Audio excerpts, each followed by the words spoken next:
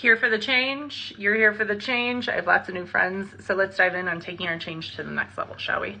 A few things showed up in the last video that I had made. One of them was that you're not psychic, or people have this thought that they aren't psychic, and that couldn't be further from the truth. So one of my besties a few years ago was writing a book called Everyone's Psychic, and she was a psychic. And I was like, I remember when she wrote the book and I was like, I'm not a psychic though. And this was years and years ago. And she goes, no, you are too. I was like, no.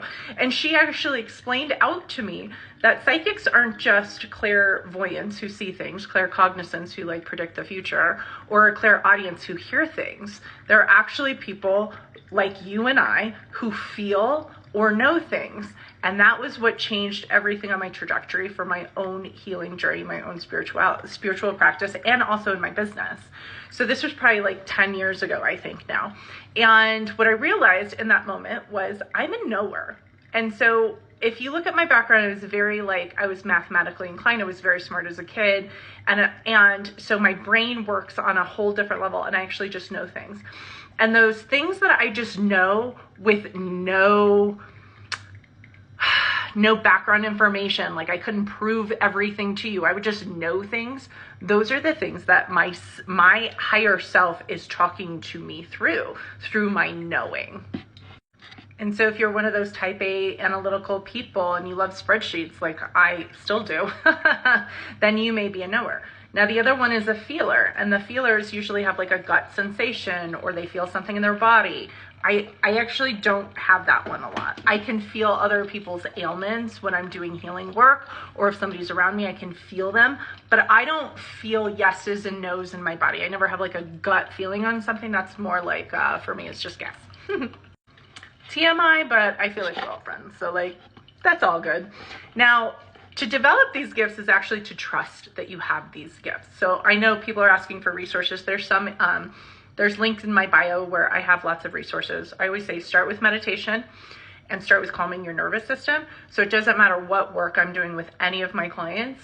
We always start with meditation and calming the nervous system. So if you haven't done any work to like really work on that, that's like always, I'm always going to point to that as first step.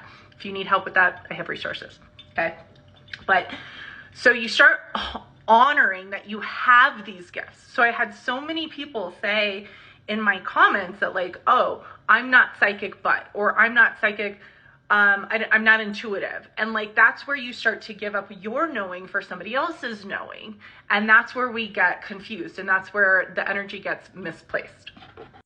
And this is all grounded in the law of attraction, right? So like attracts like. So if you keep saying, I don't have any gifts, I'm not psychic, what you're literally creating is not being psychic. Yeah, Olga, I know, I'm talking to them.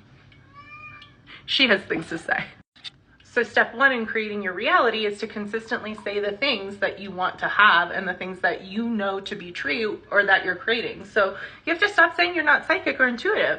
All these people are like, well, I know something's off, but I'm not intuitive. No, just stop saying it and start owning it. And then what will happen is not only will you start developing yourself more as like a feeler or a knower, but you'll start to gain other psychic gifts.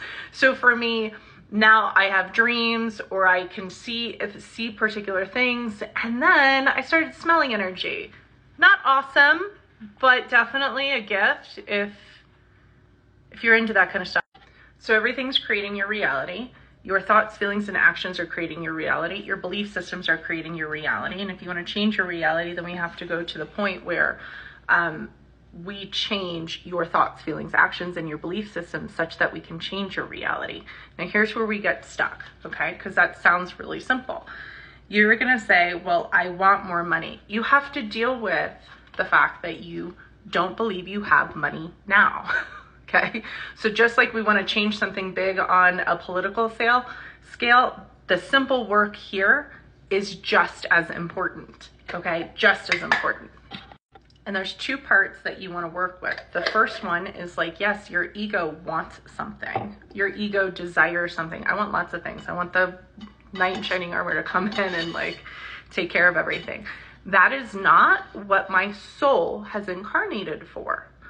Everything, even money, there's a soul path and a soul incarnation. with money, with your life, with your choices, with your outcomes, with whatever. You incarnated, and I call this a blueprint, okay? You incarnated with a blueprint. This blueprint is saying, like, I want to experience love on multiple levels. Well, guess what I incarnated to do? Trust. I literally have it tattooed on my wrist. So I have to learn how to trust. And what came with me learning how to trust? A bunch of situations that I had to learn to trust myself. I had to learn to trust my intuition. I had to learn to trust my knowing. I had to learn to trust love.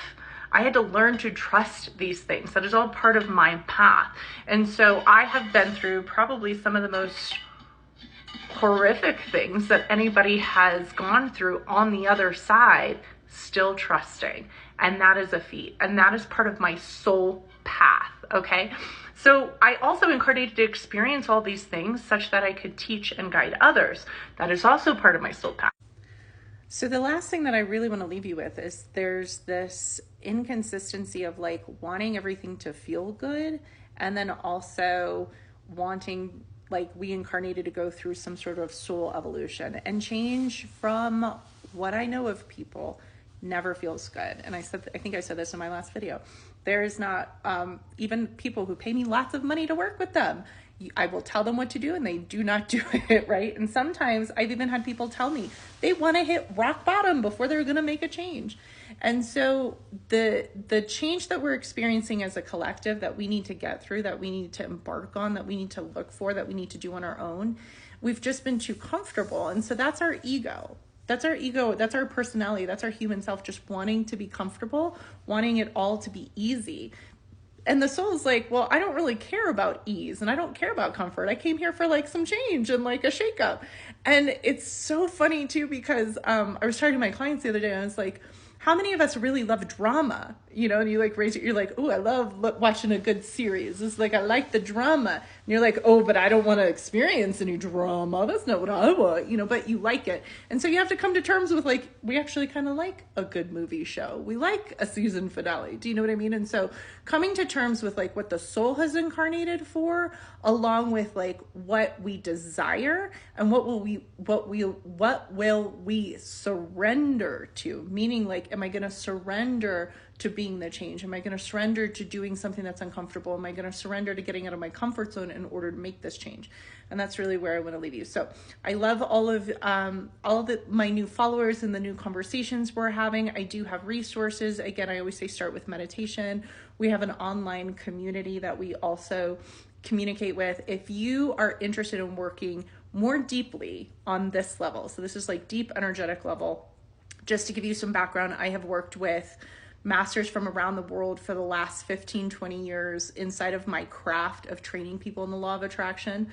I've spent hundreds and thousands of dollars for my own development inside of these practices, my spiritual trainings, working with masters and healers, and in different modalities. And I have found what works for me, what works for my clients, and I've created a proven methodology that I have really created change with people from around the world inside of my proven methodology. It's called the Beyond Human Method because it is my stand that nobody should be limited by their human limitations.